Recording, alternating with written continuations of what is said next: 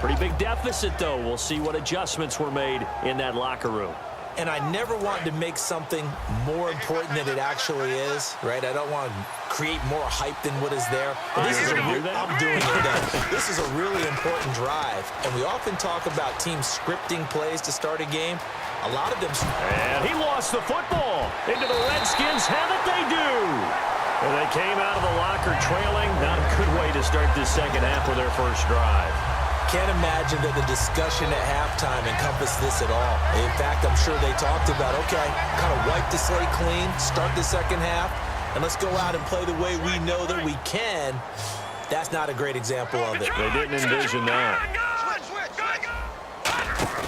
Cousins now after the fumble recovery. And incomplete, a drop there in the middle third of the field.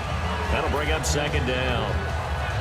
Looked like they had an opportunity for a big play across the middle, but he didn't have the concentration or the focus necessary and dropped it before he could haul it in. And on the outside, they're playing press coverage. Now Cousins on the move to his left. That's going to be knocked away and incomplete. Well, the numbers have been good in the passing game and certainly a big reason why they have the lead. But now here, third quarter, maybe go to the run game a little more? Yeah, perhaps. I mean, after that incompletion, a little credit to the defense for shutting them down on that play. Maybe you try and run the football a little bit more in this spot. But they have to feel good about how they've been throwing it overall. They'll come out in the pistol. On third down, Cousins. Right side caught by Jackson. And he's going to go out of bounds, taking it down inside the 25. So he makes the grab and the chains move forward. Nice job by the offensive line, giving them time to complete that first down pass. Offense comes to the line now, 1st and 10. Cousins on first down. He sets up the screen to Jones. And able to break one tackle, but then quickly brought down. But a nice little gain. For a second there, I thought that might break big. Screen pass. Looked like it was coming together. Looked like there was an opening. Still, ended up with a solid gain. Second down now after the pass completion.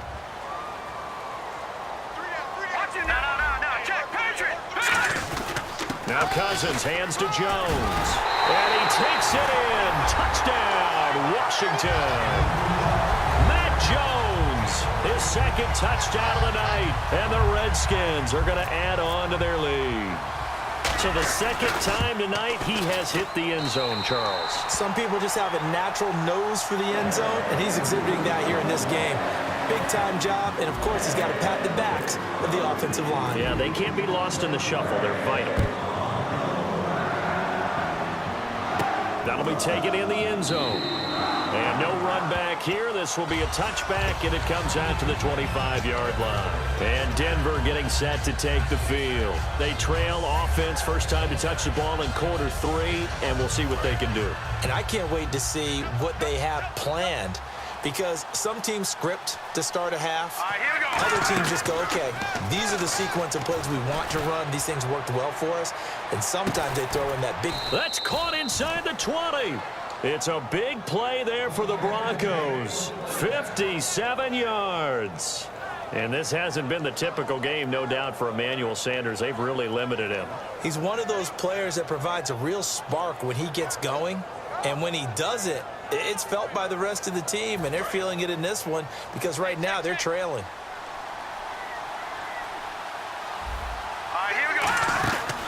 They'll run it now out of the gun. And able to push his way forward here for a good little gain. 5 yards on the carry. Good pickup on first down. And the offense moving quickly to the line. They run it again with Anderson. And he is into the end zone for a Denver touchdown. C.J. Anderson, a 13-yard touchdown run. And the Broncos cut into that lead. And they're able to run it in. It started with a battle in the trenches. They won there, and they got in for 6 points. And that's going to be a tough one for the defense to deal with. They've got to go to the bench now and figure out how are we going to slow down this running game, because on that particular play, they had no answer. That'll be taken in the end zone. And he won't return this one. He'll go down to a knee, and they'll start at the 25. The Redskins offense now, they get set to take over here. And they had the touchdown during the last drive, and I'm guessing that you like the balance they had on that last drive. And I loved it. Forget liking it. Absolutely love what they were doing, because to be ahead of a defense that much, where every play call you have, run or pass, is working pretty well for you. Makes you look like a genius. It really does. It also lets you know that your preparation was pretty good, and now the defense has to do all the adjusting.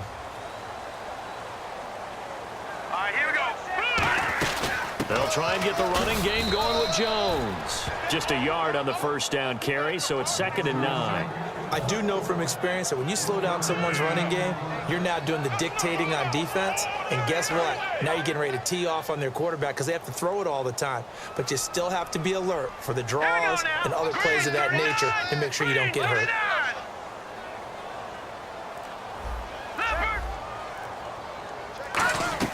Now a 2nd down throw for Cousins. And that one got tipped, kind of threw everything off. It brings up 3rd. As a general rule, receivers love the comeback route because it puts them right in the sight lines of the guy throwing the ball. But in this case, the defenders saw it and were able to knock it away. And the offense looks to pick up the first here on 3rd after that incompletion.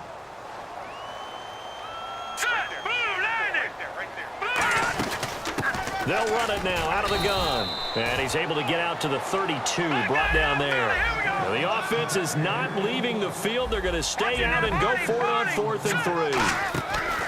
On 4th down, they do snap it to Cousins. Jordan Reed has it.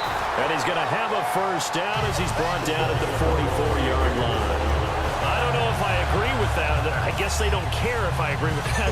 But, boy, you have to be surprised by that, right? I definitely was surprised that they decided to go for it in this situation.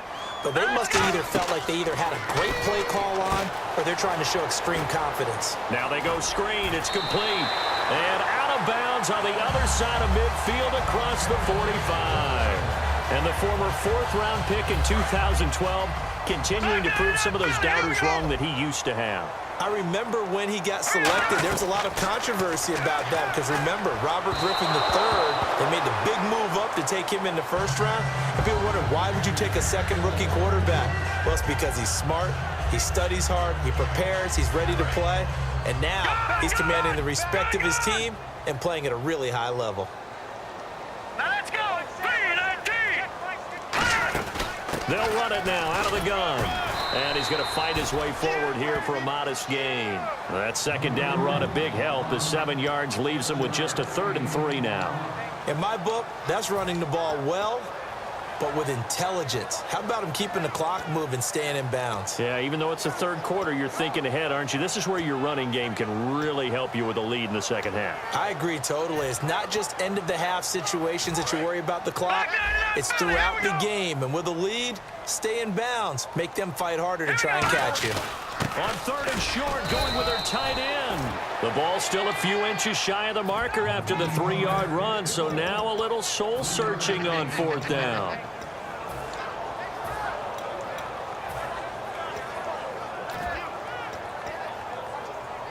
Would have been a decently long field goal, 51 yards from here, but instead they're going to go for it. They come out here in the eye. They'll try and sneak it here. Call it a 1-yard gain on the play, and they're able to convert here on 4th and inches. It would have been a long field goal attempt, so when you only need a few inches, this, to me, is the right decision. And they wind up picking up the conversion on 4th down. They'll pitch it out to Jones. Give him a couple on the carry there, 2nd and 8. That's a good play by the guys on the defensive side of the ball. Held him to a gain of 2. And that changes the playbook a little bit now for the guy calling plays. 2nd and 8. Now he's got to probably think about going to the air instead of maybe staying with the ground game.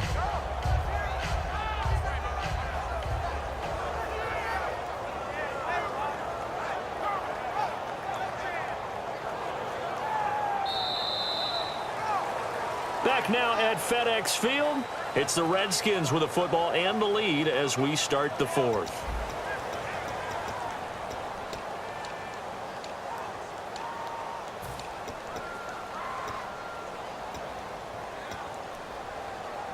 And the offense readies for play number 10 of this series.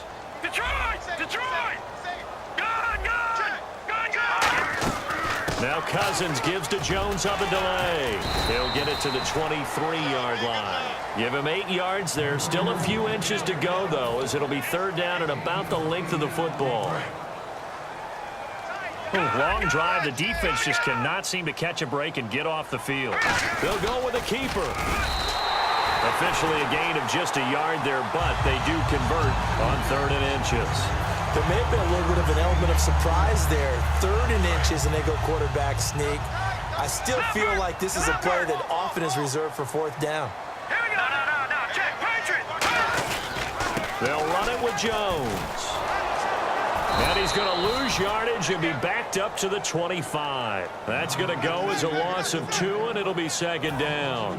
The 4th quarter here, they've got the lead. They want to keep it on the ground. That's what they're doing. Smart football. Keep the clock grinding. Keep it going. But you got to figure now, they're going to see more people stacked up at the line of scrimmage as they try and bleed it out. And intercepted. Maybe the turning point they need. Picked off by Akeem Talib. And now the Broncos offense, they get set to head back onto the field. And they're going to need another score. Got one last time, but still down here. When you're playing catch-up, every possession becomes crucial, doesn't it? It's vital. Get back out on the field, punch it in the end zone again. They know it's not easy, but what they do have going for them, they did score the last time. They think they've got a good formula working. And what about the defense? Well, now you're just saying to yourself, okay, we gave up a score last time. What adjustments do we need to make to slow them down now and get the ball back for our own offense? Is it more pressure? Is it more zone? What do they have to do? They're trying to figure that out themselves. We'll see if they can figure that out right here. And they're going to hurry back to the line now.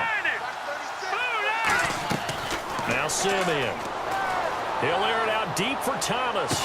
And that is caught one-handed. Oh, my, he pulled it in. That one goes for 34 yards. And it'll give the Broncos a 1st down. Simeon. And he bats it away, and it falls down incomplete. C.J. Anderson, the intended target. That'll bring up 2nd down. Anytime a ball's thrown in the middle of the field and it's popped up in the air, I expect someone to catch. It doesn't matter whether it's offense or defense because there's usually a great amount of bodies in that part of the field. In this case, no one came up with it. Got a man, and he hits him in stride. And he's brought down. 12 yards there as they move the chains. When you execute a drag or a crossing route really well and give them a chance to let it develop a little bit, you can gain some significant yardage hitting your tight end on that one. They're going to look to throw.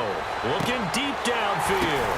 And this is intercepted, and that should do it. A great read, and it's picked off. Now the Redskins offense, they get set to go back to work here. Looked like they had something going last drive. Then the interception happened. Will they recover? The memory they need to keep with them is that they did have something going. They were moving the ball on offense, had a nice sequence going. Don't worry about the other part. You can't get that back. Let's go back to what you were doing well before. I thought you were going to say they need to have no memory, but remember the good part, forget the bad. I like that even better. They go back to the air here after the INT on the last drive. When you see passes knocked down by those guys I call the frustrated fullbacks, the linebackers, you know that in their zone coverage, they were able to drop, see the ball thrown, and react to it very quickly. A 2nd down throw for Cousins. Oh, the ball comes out on the hit, but they'll say it's incomplete. When defenses get to the quarterback that quickly, a lot of times it's called a jailbreak. It wasn't quite that fast, but fast enough that he had no time to look downfield and set himself to throw the ball. And as he tried to do that, he was hit, and it forced an incompletion. Looks like the defense in press coverage here.